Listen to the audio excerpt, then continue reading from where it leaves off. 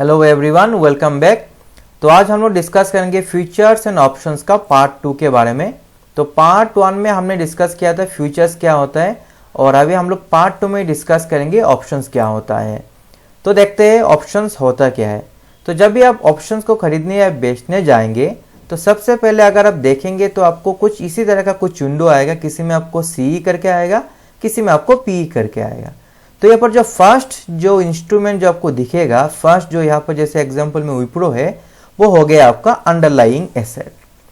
फिर यहाँ पर नेक्स्ट जो आपको जैसे मंथ दिख रहा है जैसे JN जनवरी, वो हो गया आपका एक्सपायरी डेट। अगर आपको नहीं पता है अंडरलाइंग एसेट और एक्सपायरी डेट क्या होता क्या है, उसको मैंने पार्ट 1 के फ्यूचर्स एंड ऑप्शंस में डिस्कस किया है। तो अगर आपने उस वीडियो को नहीं देखा, पहले आप उस वीडियो को देखिए, जो मैं ये आई बटन में आपको मिल जाएगा और मेरे डिस्क्रिप्शन में भी उसका लिंक मिलेगा। तो पहले उस वीडियो को देखिए, फिर आइए ऑप्शंस क्या होता है, फिर उसको आप कंटिन्यू कीजिए। ठीक है, तो ये हो गया आपका, पहला हो गया आपका अंडरलाइंग एसेट, सेकंड हो गया आपका एक्सपायरी डेट।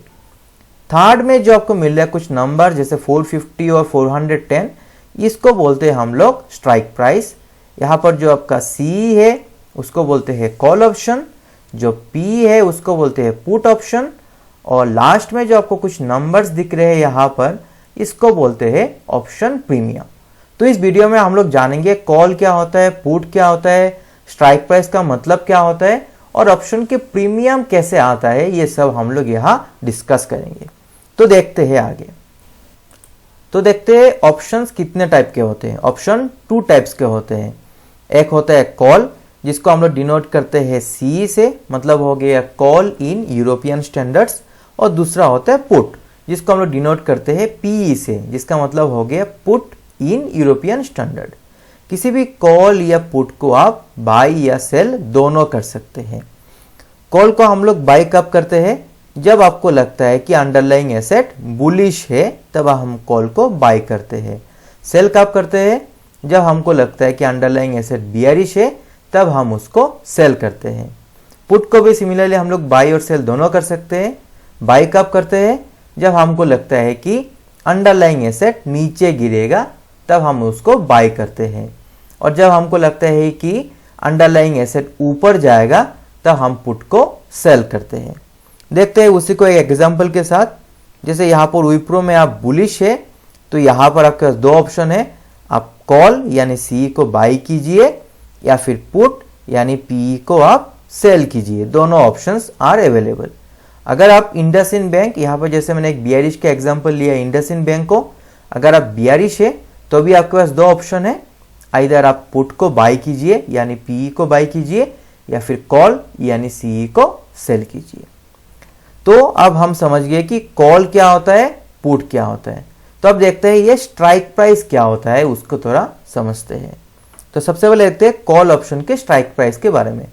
अगर आप बुलिश है तो अभी हमने देखा हम क्या कर सकते हैं, हम लोग कॉल बाय करेंगे। सपोज मैंने क्या किया, विप्रो का 450 CE को मैंने बाय किया एट 9.10। अगर आप ऐसे बाय करते हैं तो इसका मतलब क्या होता है, इसका मतलब हो गया कि आपके पास राइट है but not the obligation to buy Wipro at 450 on the day of expiry. मतलब क्या हो गया, इसका मतलब हो गया कि एक्सपायरी के दिन पे चाहे विप्रो का प्राइस कहीं भी पहुंचे, आप उसको 450 यानी 450 में बाय कीजिए और उस दिन मार्केट प्राइस में उसको बेच दीजिए। ये राइट आपके पास है। एक एग्जांपल के साथ देखते हैं। जैसे अगर एग्जांपल लिया कि एक्सपायरी डे के दिन विप्रो 470 में पहुंच गया, तो क्या हुआ दैट हमने उसको 450 में खरीद लिया और 470 में बेच दिया और मुझे प्रॉफिट हो गया 20 रुपीज का प्रॉफिट। पर यहाँ पर क्या हुआ, ये प्रॉफिट के साथ मैंने ऑलरेडी 9 रुपीज ऑलरेडी पहले ही पेमेंट कर दिया है, तो ये 9 रुपीज मेरा लॉस है। तो यहाँ पर मेरा ओवरऑल प्रॉफिट हो गया 20 - 9.1, that is 11.9 rupees is my total profit here. और यहाँ पर ये जो मेरा ऑप्शन का जो स्ट्राइक प्राइस है उसको बोलते हैं in the money, that is ITM। क्यों बोलते हैं, क्योंकि यहाँ पर मेरा market price is greater than strike price. मतलब मार्केट प्राइस है 470 on the day of expiry और मेरा स्ट्राइक प्राइस क्या है 450। 470 ग्रेटर देन 450, इसलिए उसको बोलते हैं ITM। कंडीशन 2 में लिखते हैं कि मेरा एक्सपायरी में विप्रो का प्राइस 450 में ही रह गया। इस केस में क्या हुआ, मेरा बाइंग और selling both the prices are same, तो मेरा यहाँ पर नेट प्रॉफिट 0 है। पर मेरे ओवरऑल पहले ही ये 9.1 मैंने पेमेंट कर दिया, तो ये 9.1 मेरा अभी ओवरऑल लॉस हो गया। तो इस केस में हम लोग इसको बोलते हैं at the money strike price, क्योंकि यहाँ पर मार्केट प्राइस और स्ट्राइक प्राइस दोनों सेम है। जैसे हम लोग देख सकते हैं यहाँ पर ये मेरा मार्केट प्राइस और ये मेरा स्ट्राइक प्राइस दोनों सेम है। सिमिलरली कंडीशन 3 में सपोज कि विप्रो बहुत नीचे गिर गया और नीचे गिर के हो गया 420, तो यहाँ पर क्या किया, आपने अपने एक्सपायरी को और अपने ऑप्शन को एक्सपायर होने दिया वर्थलेस, मैंने अपने आपको ऑप्शन को यूज ही नहीं किया। तो भी इस केस में क्या हो, आपको कुछ मिला तो नहीं, पर ओवरऑल आपने जो पेमेंट किया पहले का वो पेमेंट भी आपका चला गया। तो ये हो गया आपका टोटल लॉस ऑफ 9.1 रुपीज। तो इस केस में हम लोग ऑप्शन को बोलते हैं out of the money strike price, मतलब यहाँ पर क्या हो गया, market price is less than strike price. तो यहाँ पर देख सकते हैं मेरा मार्केट प्राइस है 420 और स्ट्राइक प्राइस है 450, इसलिए इसको हम लोग इस केस में बोल सकते हैं आउट ऑफ द मनी। तो यहाँ पर अगर हम लोग एक चीज नोटिस करेंगे कि जब हम लोग ऑप्शन बाई करते हैं, मेरा लॉस इज लिमिटेड, मार्केट नीचे कितना भी गिर जाए, मैंने जो सी खरीदा है, मेरा टोटल लॉस कितना हो सकता है मैक्सिमम, मेरा टोटल लॉस है 9.1 रुपीज ओनली। जैसे यहाँ पर मैं अगर उसका पे ऑफ ग्राफ देखेंगे, पे ऑफ ग्राफ का मतलब है कि लॉस, प्रॉफिट और लॉस। तो यहाँ पर देखिए 450 मेरा है स्ट्राइक प्राइस और break even is 450 plus 9.1। Break even means जहां से मेरा प्रॉफिट स्टार्ट होगा। तो इस एग्जांपल में इफ विप्रो गोज अबव 459.1 तो मेरा प्रॉफिट स्टार्ट होता जाएगा, पर नीचे साइड अगर गिरेगा तो मेरा मैक्सिमम लॉस कितना होगा, मेरा टोटल मैक्सिमम लॉस होगा ओनली 9.1 रुपीज। तो ये हो गया strike price of call side. अगर पुट साइड की स्ट्राइक प्राइस को देखेंगे तो सपोज मैं यहाँ एग्जांपल लेता हूँ कि मैं बियरिश हूँ इंडसइंड बैंक में, तो मैं क्या किया 920 का पी को मैंने बाई कर लिया। तो इस केस में क्या हुआ, मेरे पास राइट आ गया और इस बार मेरे पास राइट है कि मैं इंडसइंड बैंक को सेल करूंगा एक्सपायरी डे में ऑन 920, फिर मैं उसको बाई कर सकता हूं कि एक्सपायरी डे में जो भी प्राइस होगा उसमें मैं बाई कर सकता हूं। तो अगर मैं कंडीशन लेता हूं कि वो नीचे गिरा, एज पर मेरा एनालिसिस के हिसाब से अगर नीचे गिरा और 850 हो गया, तो ये क्या हुआ, मैंने उसको 920 में पहले शॉर्ट सेल किया, फिर 850 में उसको बाई कर दिया। तो मेरा टोटल प्रॉफिट हो गया 70 रुपीज, पर मैंने पहले ही ऑलरेडी पेमेंट किया 37.9, तो टोटल प्रॉफिट मेरा हो गया 70 माइनस 31, टोटल 32 रुपीज का प्रॉफिट। तो इस केस में ये जो स्ट्राइक प्राइस है, इस स्ट्राइक प्राइस को हम लोग बोलते हैं in the money for the put side, क्योंकि यहाँ पर मेरा market price is less than the strike price, market price और ये रहा मेरा स्ट्राइक प्राइस।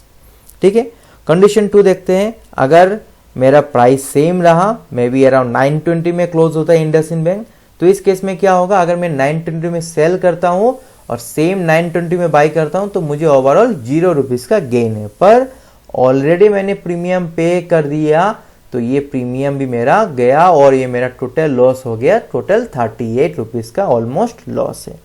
इस केस में ये जो ऑप्शन का स्ट्राइक प्राइस है पुट साइड में, इसको हम लोग बोलते हैं at the money, that is ATM।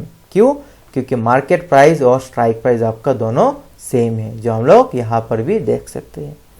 Suppose condition 3 जिसमें आपका एनालिसिस पूरा उल्टा हो गया और मार्केट इंक्रीज होके हो गए ये 960 पे, तो इस केस में आपका ह्यूज लॉस होगा, पर यहाँ पर आपके पास कोई ऑब्लिगेशन नहीं है, इसलिए आपने क्या किया, अपने ऑप्शन को वर्थलेस जाने दिया, उसको आपने कुछ किया ही नहीं।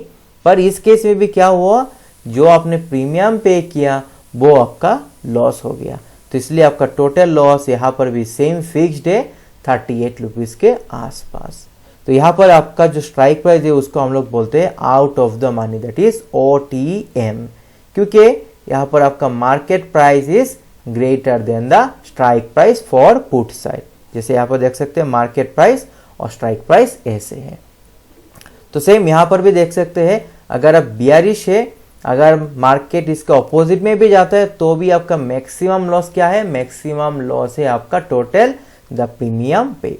इसी को अगर हम लोग एक पीएफ ग्राफ में देखेंगे, जैसे प्रॉफिट एंड लॉस ग्राफ में, तो यहाँ पर देख सकते हैं जैसे मैंने यहाँ पर 920 पी को सेल किया, ये आपका स्ट्राइक प्राइस हो गया।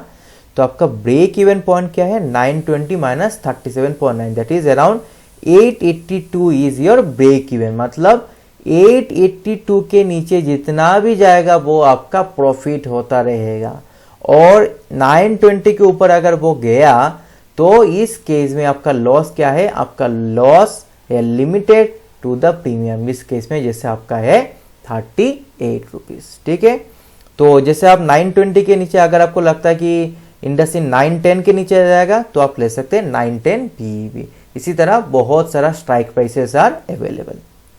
ठीक है, तो ये this is our strike prices of put and call side.